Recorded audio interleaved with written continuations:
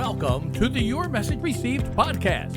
And now, taking your message to the finish line, your host, John Duffin. Hey folks, John Duffin here with another episode of Your Message Received.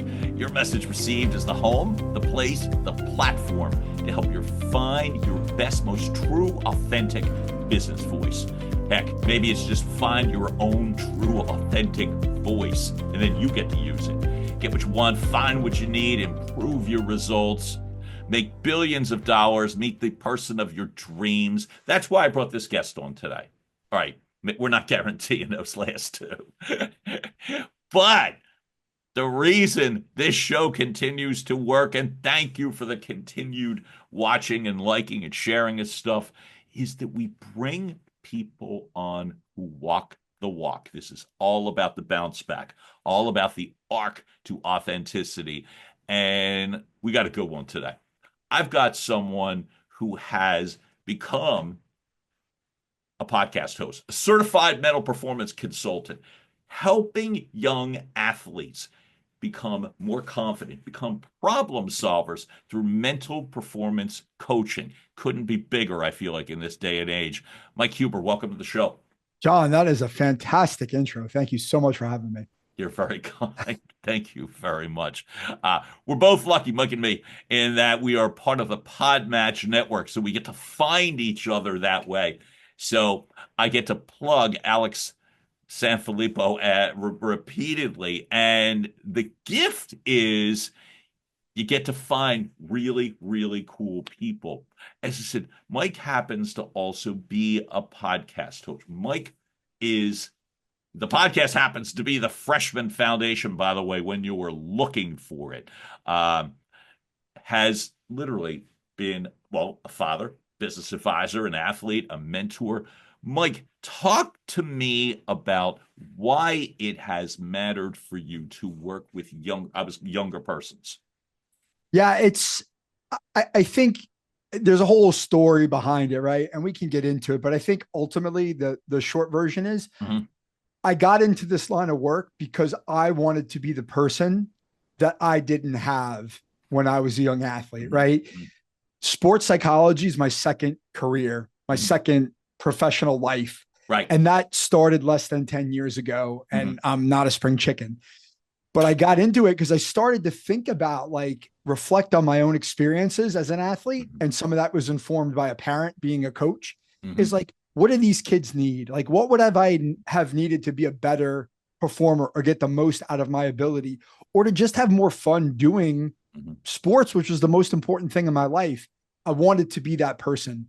And it was a long journey to get there, but I ultimately feel like I found the profession that I was made for. So you remind me that you were 20 plus years in corporate prior to that, running a corporate race. We weren't at the same places, but I can completely relate to that as well too. So look, folks, you probably heard the names Ernst & Young and KPMG and Cushman & Wakefield. I laugh because I feel like everybody knows the name of them. And you rolled through a 20-year career. What got you to choose that field? And more importantly, how did you stay in for 20 plus years? That's a great question. I love it because the answer is I didn't choose it. It kind of chose me. I didn't really know what I was doing when I went to college and I did well. Neither of my parents went to college. So they had nothing to give me. I had to figure it out, right? I figured it out, but I didn't know what I wanted to do for a living. So I went to graduate school right after I graduated and I did really well in graduate school. I went to the University of Chicago. Somehow, miraculously, they let me into that exclusive club. I joke, I was the dumbest guy on that campus for 2 years, but I worked hard. That's sort of a kind of a theme for me is I'm a grinder. I'm a hard worker. I figure things out. When I got out, I thought I wanted to be in public service, work in the government or be a policy person or be even a teacher. But then I realized it cost me $80,000 to get this degree. That's really valuable. I probably need to get a job that can support that. So I was like, well, let me find something that kind of toggles the line between public service and private pay. So Yeah. I found this line of consulting where I would work with companies. They were my clients who were basically doing these deals with states and municipalities, development deals, economic development. And I got good at it. I learned how to do it. And I was compliant. I was a hard worker. I wanted to get better. And over 20 years, it was just a matter of me like just being committed to the work and learning and working hard and working nights and working weekends and being willing to do anything that was asked of me. And there was a whole other, sort of negative side to that. But I was a good soldier, and that soldiering on got me to a place 19 years later where I didn't make partner at Ernst & Young, but I was pretty darn close. But I wasn't really happy with what I was doing. There wasn't the fulfillment. It was just, hey, keep doing this. Try to make as much money as possible and get as far as you can. But that only really got me so far. So walk me through a little bit. So what did your parents do? Great question. So my dad was had a home improvements business. So he was basically a roofer, windows, doors, those kinds home of services. things. Yeah. Yeah. And he was a crafty guy. He started the business when he got let go from a warehouse job, a real blue collar type of guy. So he had the business, but he never grew the business. He didn't know how. It was just, hey, I'm good at what I do. Word of mouth referrals. I make enough money to pay the bills. And that was good enough for him. My mom was a paraprofessional in schools. She went back to college when I was in high school, got her college degree at, early 40s, became a teacher in English as a second language teacher. So really resourceful people. But again, like not a lot of guidance, not a lot of, support. It was just sort of figure it out as you go. So you talked about athletics and stuff briefly and things, why it mattered so much to you. Walk me through that quick journey. So as you are a young athlete, right? What's life like in that perspective? It's, what's really interesting for me, John, is that, and we can talk more about this in terms of like current day. Yeah. Well, that's what I want to do. Yeah. Yeah. My dad wasn't really into athletics, sports. Like he didn't care about that stuff. My mom didn't really care about that other than she wanted to make me happy and get me to the places I wanted to go. Right. So for whatever reason, that love of sports was very, very much intrinsic. And I developed it over time, and it was an escape from reality. I mean, there were definitely challenges in my home life as a kid, and sports was a great escape, whether it was playing them or watching them. It took my mind off of all the things, but whatever it was, I just wanted to be good at it. And it was the center of my universe. And that was sort of the contrast for me when I got into sports psychology was if I was so hard on myself as an athlete in a household where nobody else cared if just I did good or not, right? Imagine what it's like is when everybody's invested in it, right? And everybody cares so much. And there's just so much focus on performance for a young person. Like, I don't even know how I would have handled that. So I think that's one of the fascinating parts when I saw your story and heard in terms of what you've done. I think that part's that compare and contrast. Like for me, I was not a good athlete, never was. I was bench sitter, and and if it was baseball, it was 100% right field and late in the game. So it was nobody's hitting there, nothing, no impact. And I could just remember there was a couple things back then. Now, eras change, and it's not just that sharp then and now, but I can still recall coaches were like teachers, like cops, the boss. That was how that went. And the parents that were there, if they complained, it wasn't much. Right. And so that I can recall that. But you listen to the coach like a boss, like a cop. I went through the Catholic school system, and so I shake my head. That sort of, you don't question or else. Right. And so that's the part I recall. My dad was hardly there, and I thought nothing of it.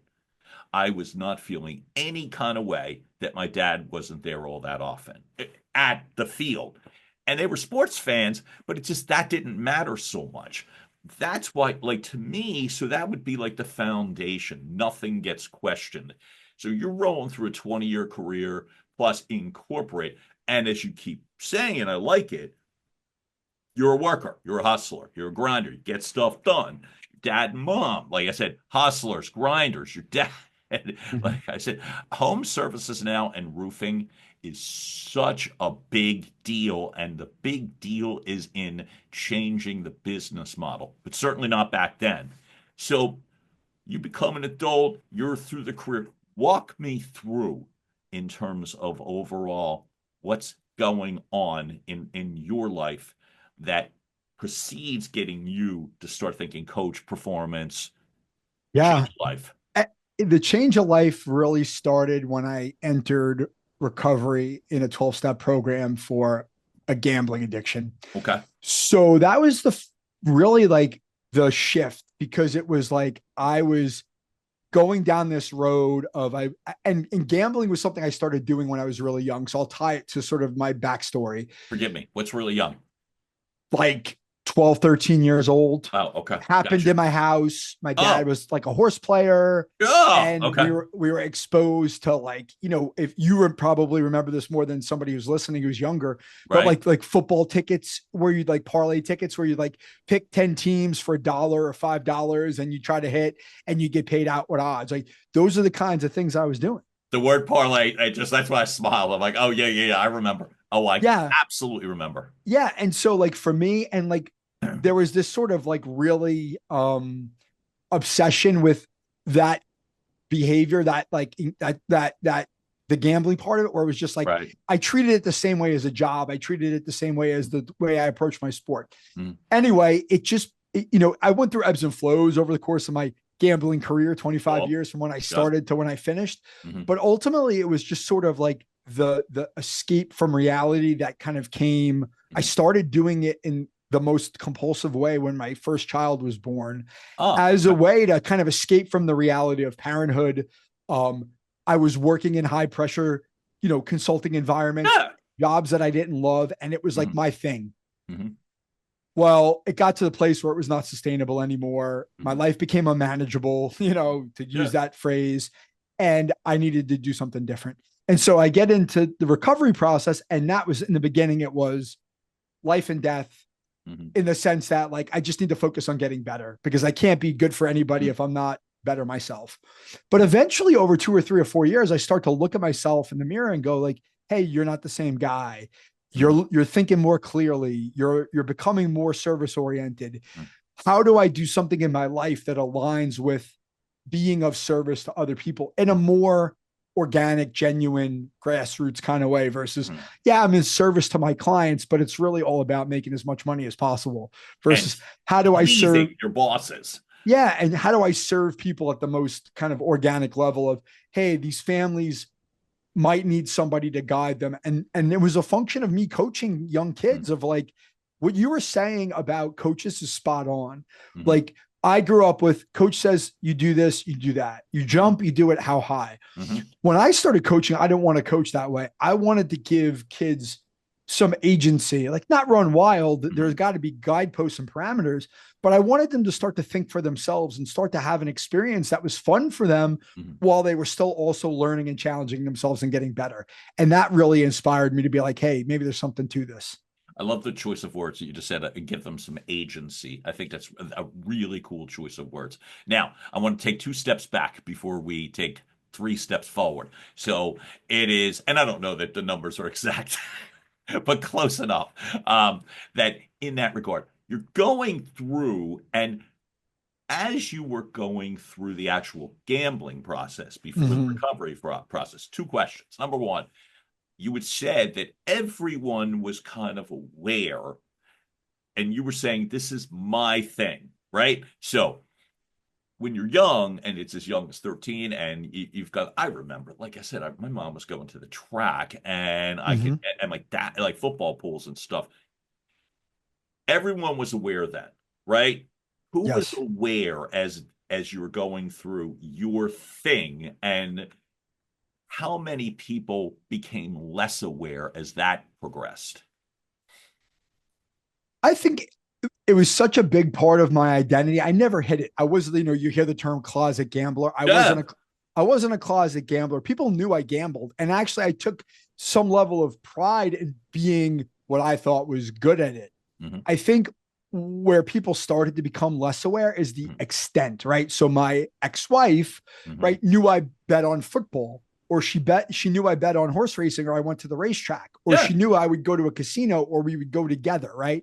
What she didn't know is I was betting on basketball every night, and I was betting on baseball every night, and I was betting on other sports, and I was investing in the trading in the stock market and doing all these other things clandestinely without her knowledge. She didn't know the amount of money. She didn't know that I was, manipulating our finances to be able to fund the behavior.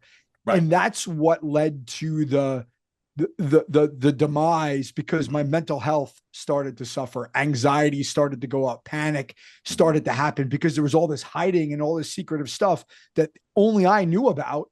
And then I had this massive panic attack in 2012. And it was like, I've got to out myself, or like the alternative might be really, really bad. I got it.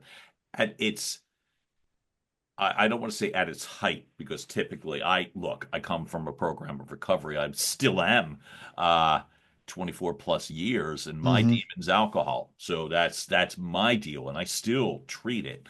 But what I was going to ask you was, it's not at the height, it's at the depths. That's the word I want. At the depths of this, and people are not aware, and it's clandestine, and you're using the words closeted, which is funny to me in the sense that I was also closeted as to who I was for a lot of years on top of that. But how far in were you when you were about the point of the panic attack? And you're investing in the stock market, so to speak. Right? How far in were you? And I would preface the answer that I'm going to give you by saying, I think there's a misconception about gambling as being a financial disease, a financial problem. Yeah. It was, right? Because it takes money to gamble.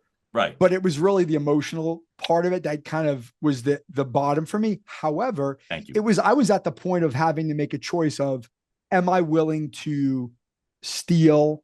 Am I willing to lie more? Am I willing to do something that's outside of what I would deem to be my character? Not that my character was very good or flawless at that point, but was I willing to take that next step to continue?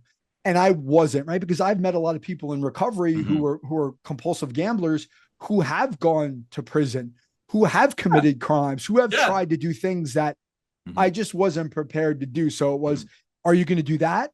Or are you going to face the music and knowing that this is a stopping point? And that was the road I chose, because I knew I couldn't handle the stress that I was creating for myself anymore. And it was actually it looked more attractive to tell the truth and face the music and deal with my demons than to keep going and try to prolong and progress the behavior. I love it. I can relate to it, and I mean it. I can love it. That just makes me happy when I hear that, right? So now, as your own mindset is shifting and other realities are coming into light, life transitions and all that sort of stuff. And as you said, if I heard you correctly, that I wasn't all that happy at this point in terms of where I was. It wasn't fulfilling, was the word you used.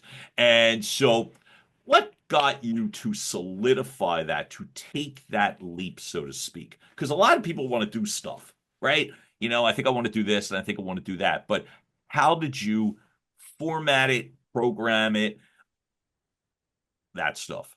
Yeah, it's really, I think it's important for me to reflect on it, because it started in therapy while I was in recovery, and it started in the rooms, right? So for me, it was really just about talking about it with other people, just to sort of like manifest, like you manifest it, but like just put it out there. Sure. Like, hey, this is something I'm thinking about. Mm-hmm. And it was really the first time in my life where I felt comfortable talking about those kinds of things without feeling like, well, if I put it out there, then and maybe there is an element of perfectionism in me where it's like, well, if I say this, I'm going to have to do it, which ended up happening. Okay. But I did it in a much more a programmatic way, to use your word, in that when I got to the point where I was like, well, I want to do something about this, I went to go see a career coach that my therapist referred me to. And she said, hey, go see this guy. He can take you through the steps of making a career change. And it was a very regimented process of, hey, you might not know what you want to do today, but we're going to go through the gates and we're going to figure out what it's going to look like. And then we're going to put an execution plan in place. And then we're going to get to the other side of it and you're going to go do it. And that's exactly what I did. And as I started to go through that process, one of the elements was, well, I'm going to wait till a certain time till I have enough money in the bank. And I ultimately started sooner because I was like, I can't do this. I can't keep doing this job anymore. I need to go pursue this thing. But it took probably 3 years for me to get from the point where I uttered the first word about changing my career till I actually quit my job. It took me 3 years. It wasn't like I woke up one day and was like, hey, I'm going to go into sports psychology. It was not that. So you're prepared, and that part is great. I find interesting when you say, and I can feel it and I get it, because my journey was also more than a couple of years. I went more through therapists. I didn't do the career coach. I think that's great. I look, you are a coach. I think it is an invaluable way, like you said, when you talk about opening the gates and the steps. So what gave you the bravery? Because sometimes it's external circumstances, a job change or a job loss or whatever. But what, in essence, was it self-propelled, a boot in the rear end? Like, what was it that got you to say, hey, it's now? It definitely wasn't self-propelled. It was really it was propelled by the people around me, assuring me that it was okay to take the risk. It wasn't about whether or not I would be successful at that point. It was just like, hey, you're capable of enduring the pain that comes with taking this risk, because you walk down the steps of that church basement, that was the hardest thing I've ever done in my life. If I could do that, I could do anything. And it was those voices around me who were saying, hey, you know what? You're capable of taking this risk. Pardon the pun, make the bet on yourself and go do it. And if it doesn't work out, you know how to dust yourself off because you've already done this. Yeah. And it just made sense to me, knowing that if I fail at this, I can pick myself up because I've done it once before. And I've done it multiple times before. Yeah, and aren't those people great that to me that made it, that gave you in essence a safe space? That to me is phenomenal. I laughed with you, not at you. I did not take offense to it. The steps of the church basement, I can 1000% relate because I do it. But what I would also remember is I remember one quick specific, and this is your time, not mine. But I was going to say that it is that sense of, I remember very quickly early on for me in recovery, and there was a church basement where I was going near where I lived, and steps to go down. And I can remember two people are walking down the street, and I know them. And I'm all of a sudden, I go into a panic thinking you're going to see what I'm doing. And I can't allow that because I wasn't making it a public thing at all. Because I still was guarded at that early point. Sure. Foolishly just guarded. And I remember, oh my God, they can't know. And I literally attempt to jump down the steps. Now, I probably only got 3 or 4 steps. That was all it was, and almost broke an ankle in the process. And so I foolishly land weird and all that stuff and walk in the basement to see that they walked into the same room directly behind They're me. walking right behind you. I knew that's what you were gonna Directly say. behind me, man. And it was like just that sense of dropping guards, allowing, as you described for you, that sense of allowing people just to steer is a weird choice of word, but just at least point you in the right direction. So I love every bit of that. So now you are in essence, so now you're in. Now you're in, and I'm going to safely assume because you kept describing you and your family, hustlers, grinders, we work, blah, blah, blah. What's it been like for you in this field? And I'm going to reference at another question the post that you put up about Gen Z and things like that. But I want to talk about now the comparison between the way the coaches were perceived, not just the athletic coaches, but performance coaches and stuff, and how it rolls in present day for you. It's a lot harder than I imagined it. Okay. And not the work part, like not the coaching part. I love the coaching part. Mm-hmm.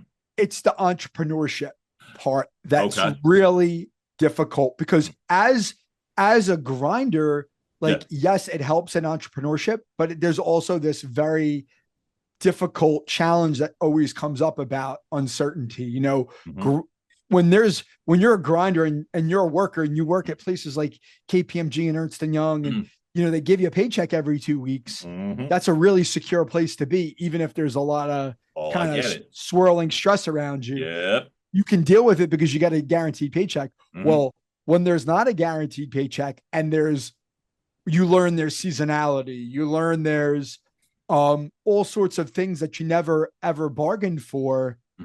That's the hard part. And it's this constant, you know, self-evaluation, self-reflection of, am I willing to keep going?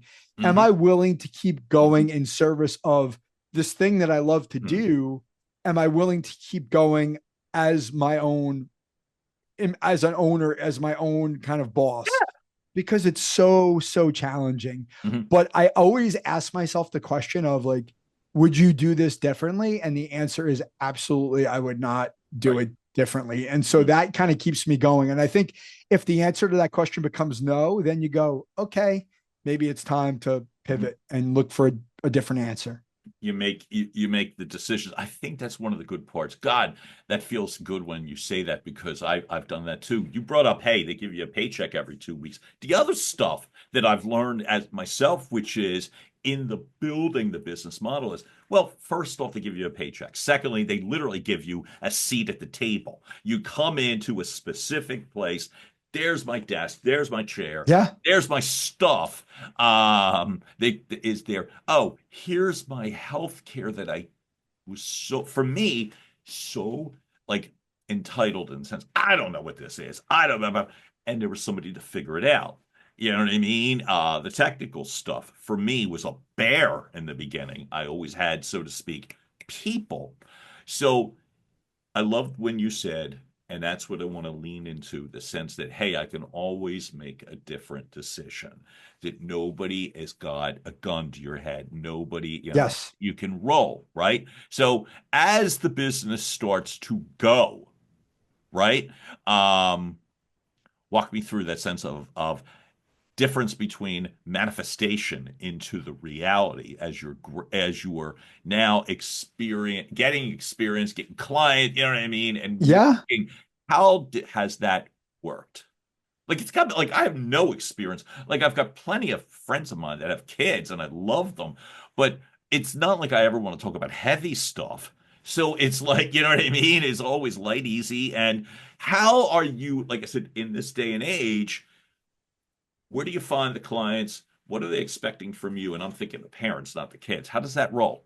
So what I would say is for whatever reason, I like that. I love that part of talking to a parent, who parents usually have that sort of connotation, right? The question people usually ask me is, or the statement is, you probably deal with a lot of crazy parents. And the answer is no in most cases, right? Because the parents who come to me, the families who come to me, understand they're sort of at the limits of their capability in terms of dealing with an issue that they want a Mhm. solution to. There's an element of humility in it. But do I deal with frantic parents at times who are Mhm. really, really overwhelmed with, they don't really know how to help their kids, and there's a feeling that comes with that that makes them uncomfortable? Mhm. I'm so comfortable having that conversation with a mom or a dad Mhm. who are sort of at their wits' end and just listening to them. And Mhm. certainly with the young people, I'm Mhm. comfortable with listening to them, Mhm. and I'm comfortable with giving them suggestions. I'm also comfortable with the idea that they don't do everything that I ask them to do. I don't take it personally.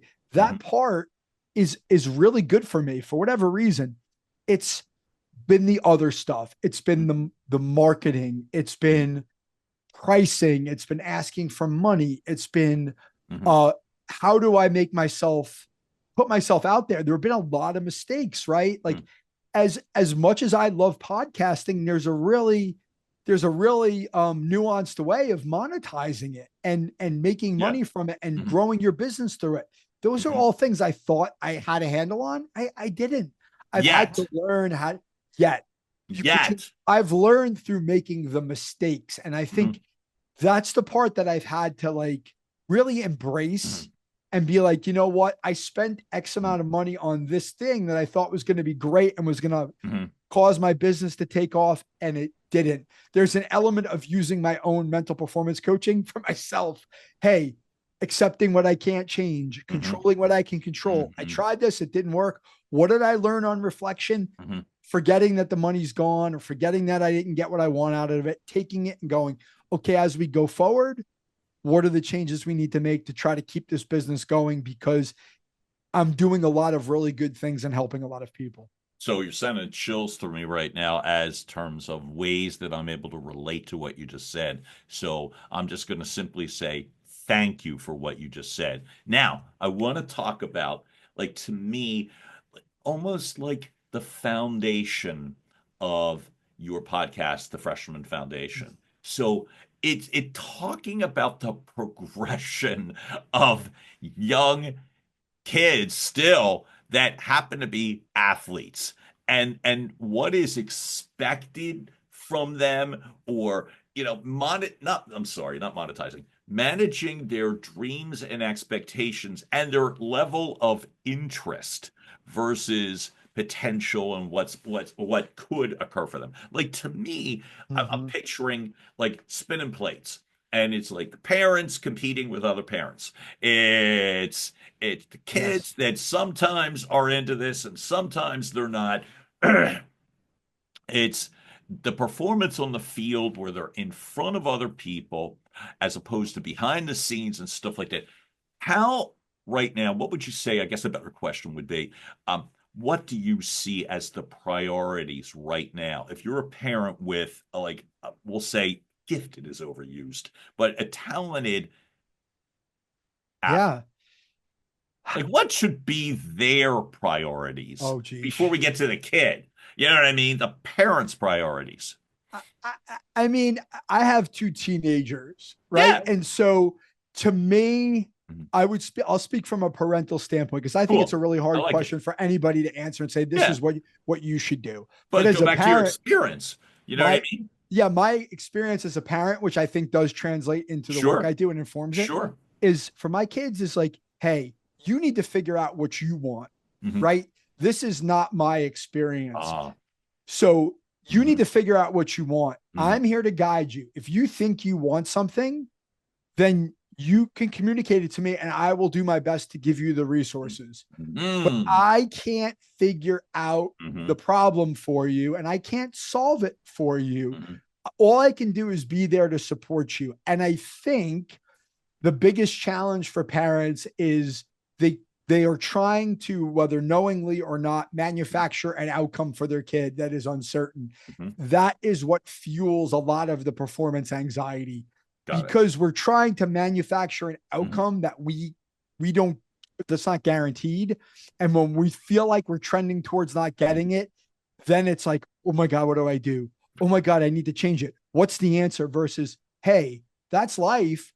How do we put it into perspective, take a deep breath and mhm, go, okay, what are the options at my disposal? Let's pick one, try it, see if it works. And if it doesn't work, let's try something else. But being present to it, and like this is a big part of my coaching, being present to it and figuring out and reflecting of what's the next move versus, oh my God, the world is ending. What am I going to, I'm not going to play my sport in college and I need to do. That's only going to make it harder because now you're just manufacturing anxiety. That's not going to help. Geez, I love that. So I had two thoughts, which was number one, when you talked about like giving people, kids, performers with agents, that it's like, that to me is a classic definition of what you just said. Yes. Right. And that sense of helping somebody alleviate pressure, I would imagine can only help in regards to overall performance. What are you seeing in terms of the landscape right now? In terms of, like I said, I happen to have selfishly best friends, one, two, I'll throw a third in, that all have, and are exceedingly close to me, that all have athletic kids. And so the best I can tell you is I hear stories, and I witness by watching the games. Yeah.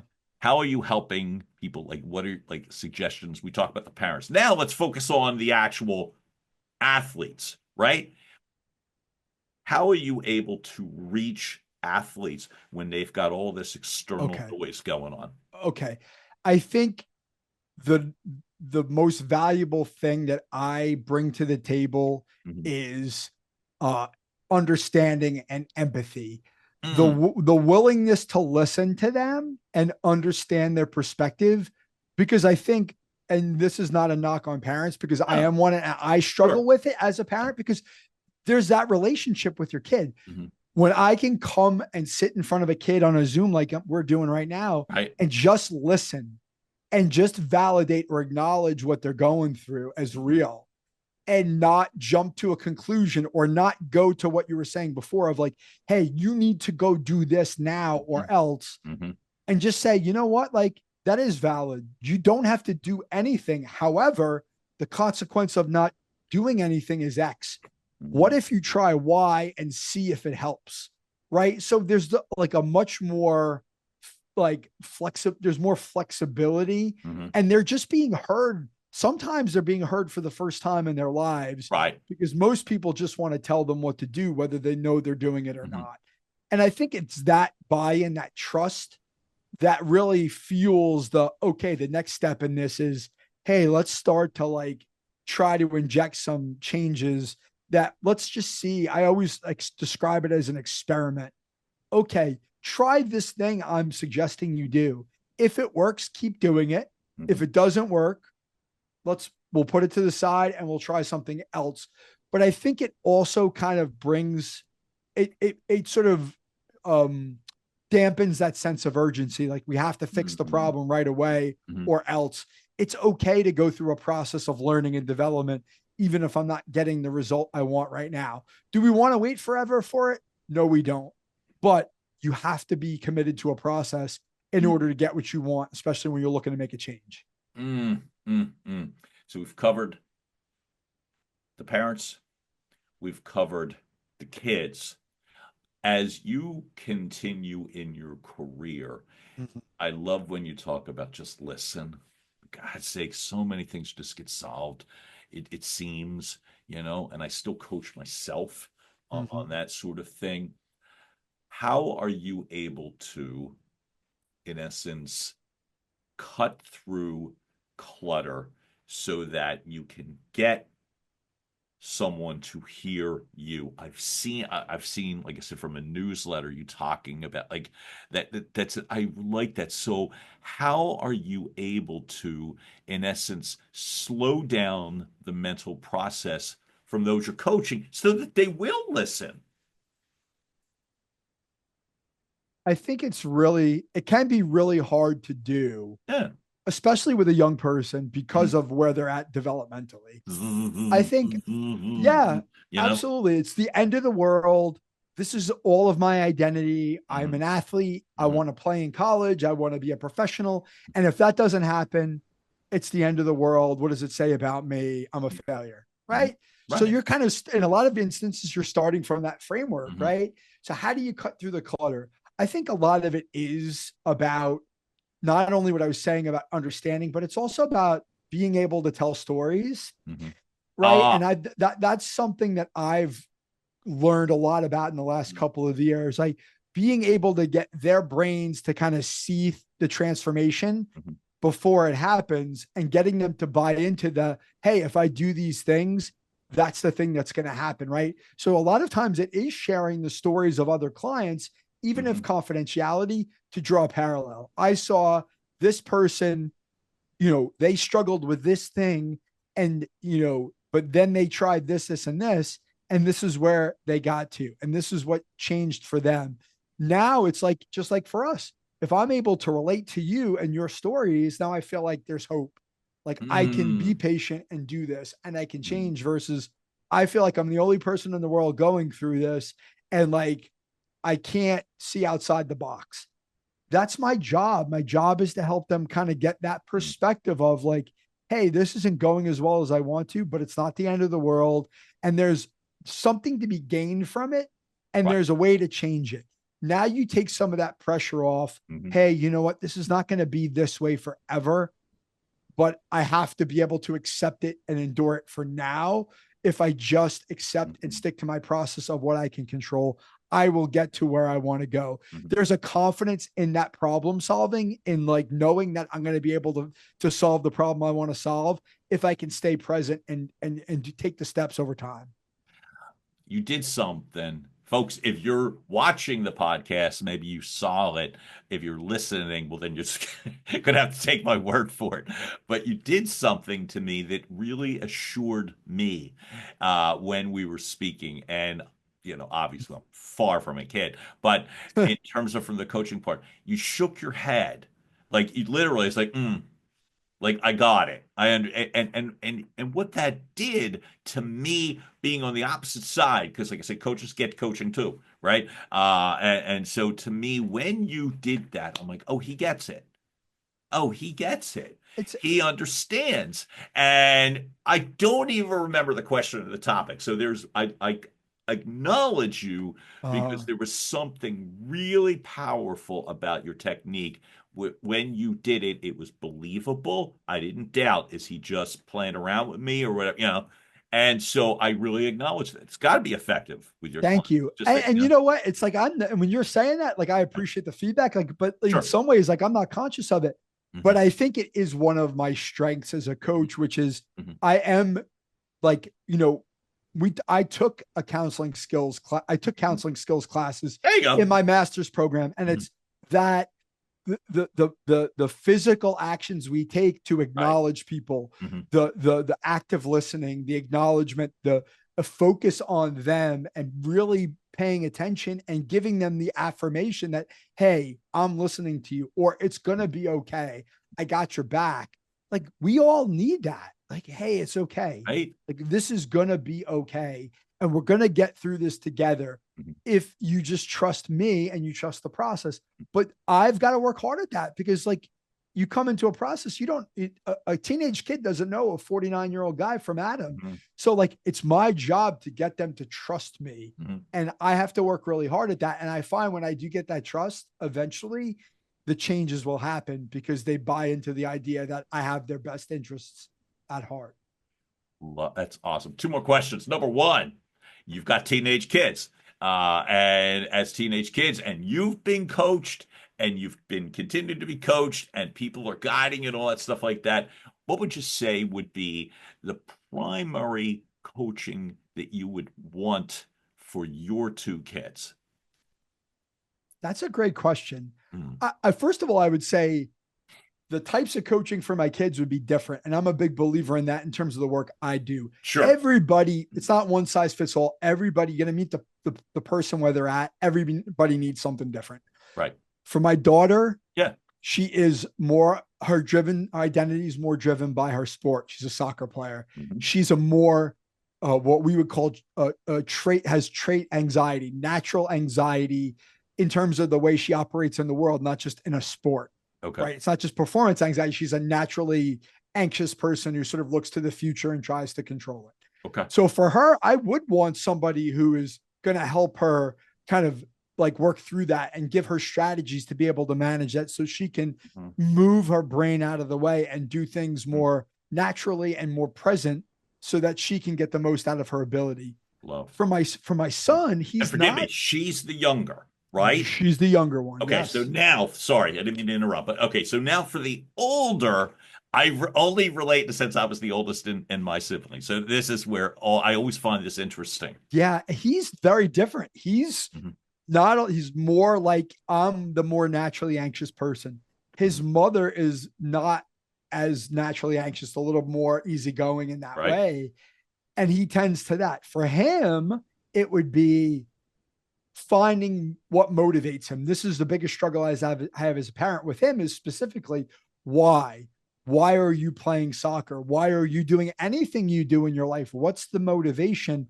And how do you hold yourself accountable to do the things that you want to do? So for him, it's really more about finding the motivation and finding the way to execute and stick to the plan without getting like, it's no big deal. It's gonna go with the flow. Okay, that's fine. I think there's a lot of value in that. But once you figure out what it is that you want to do, don't do it half-assed. Excuse my language. No, gotcha. Go into it, lean into the motivation, and try to find a structure in accountability that allows you to be the best you want to be at the thing that you want to do. It's not anxiety for him. It's just staying focused on the task at hand to try to want something bigger. I got it. For me, it took me a long time to want something bigger. It's not like I didn't take risks. I did, but all mine were like baby steps. I really love the fact that you identify that everybody is different. That's a nice way to go for you.